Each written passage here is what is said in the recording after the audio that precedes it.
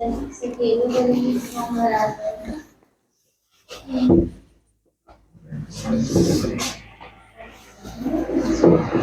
है question number 9।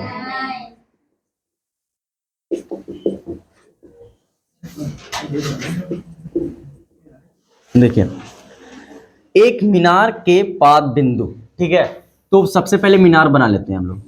अब मीनार जो होता है उसकी लंबाई काफी ज्यादा होता है ना, इसलिए इसको लंबा बना रहे हैं, ठीक है।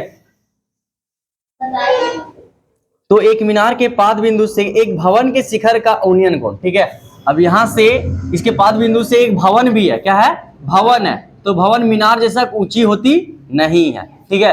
तो यहाँ पे इस भवन का जो उन्नयन कोण है, इसके शिखर का, ये भवन है और ये क्या है, मीनार है, ठीक है। तो भवन का जो है वो उन्नयन कोण कहां पे लेने के लिए बोल रहा है, जहां पे मीनार का पाद बिंदु है ना, वहां हम देखेंगे, यहां से चढ़कर मीनार के पाद बिंदु तक देखेंगे तो ये कौन सा कोण बनेगा, उन्नयन कोण बनेगा। और इस कितना डिग्री है, कोई दिक्कत है।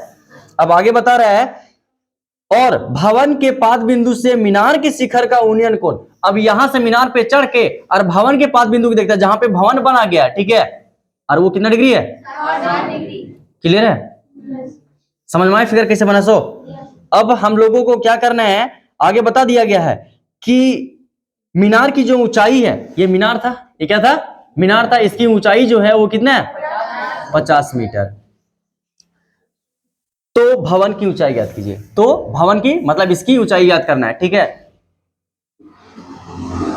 इधर क्या था, मीनार, और इधर क्या था, भवन, ठीक है। और हमको किसकी ऊंचाई ज्ञात करना है, भवन की ऊंचाई ज्ञात करना है। आप सबसे पहले नाम लिख लेते हैं इसका, ठीक है, ए बी सी और ये डी। हाँ, तो देखो क्या करना है, सो ठीक है।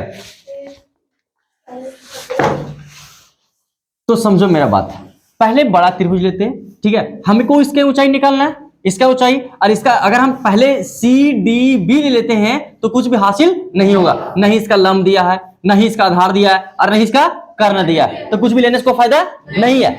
हम क्या करेंगे कि पहले ये बड़ा लेंगे, मीनार वाला लेंगे, ए बी सी लेंगे, और ए बी सी जब लेंगे तो ये तो दिया गया है, ठीक है, और ये ले लेंगे तो पी और बी हो जाएगा। पीबी का पीबी जो है किस में रिलेशन आता है, 10 में, तो 10 से हम क्या करेंगे, बीसी निकल जाएगा। जब ये दिया है तो ये निकल जाएगा, और जब ये निकल जाएगा तो फिर इसको निकाल लेंगे, छोटा त्रिभुज का, ठीक है।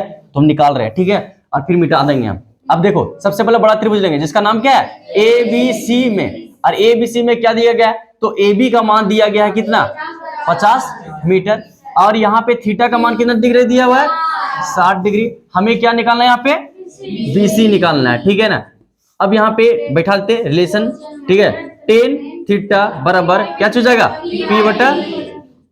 पी बटा बी, और पी का मान यहाँ पे क्या चाहिए, ए बी, और बी का मान क्या है, बी सी। 10 और थीटा का मान कितना है, 60 डिग्री बराबर ए बी, तो ए बी का मान कितना है, 50, बी सी का मान कितना है, नहीं है, इसका मान कितना हो जाता है, अरे कंफ्यूजन अभी भी है तुम लोगों को ना, बी सी, ठीक है।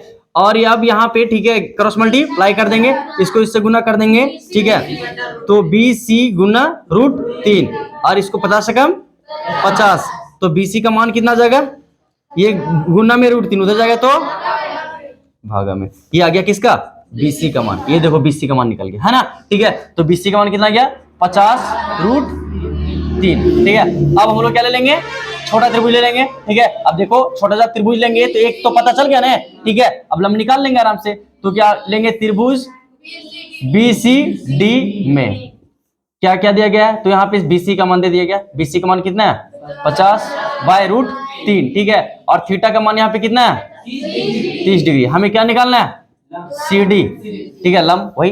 अब हम लोग रिलेशन जान रहे हैं कि एक लंब निकालना है और आधार दिया हुआ है, तो ये हो गया पी और ये हो गया बी, तो पी बी किस में आता है, 10 में, तो 10 थीटा बराबर पी बटा बी। पी का मान क्या चाहिए, सी डी, और बी का मान क्या चाहिए, 10 थीटा का मान कितना, यहाँ थीटा का कितना मान बैठाएंगे, 30 डिग्री बराबर सी डी, तो सी डी का मान तो निकालना है।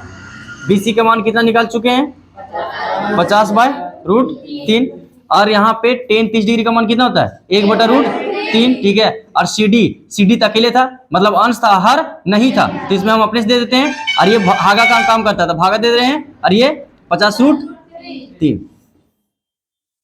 1/√3 रहने दिए, इसको सेम टू सेम बराबर का बराबर CD/1 इसको रहने दिए। ये भागा में था, किस में चेंज करेंगे? गुना में। आज जब गुना में चेंज करेंगे तो नीचे वाला ऊपर चला जाएगा और ऊपर वाला क्या हो जाएगा? नीचे आ जाएगा। 1/√3 ऊपर को ऊपर से गुना CD√3 और नीचे 50।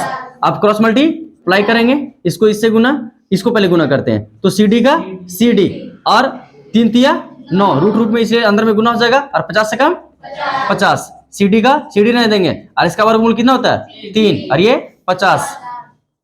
CD 50 और ये गुना में 3 इधर आ गया तो भागा में। देखो कितना आंसर दिया, आगे तोड़ के दिया, मिश्र भिन्न में दिया, किसी तरह दिया।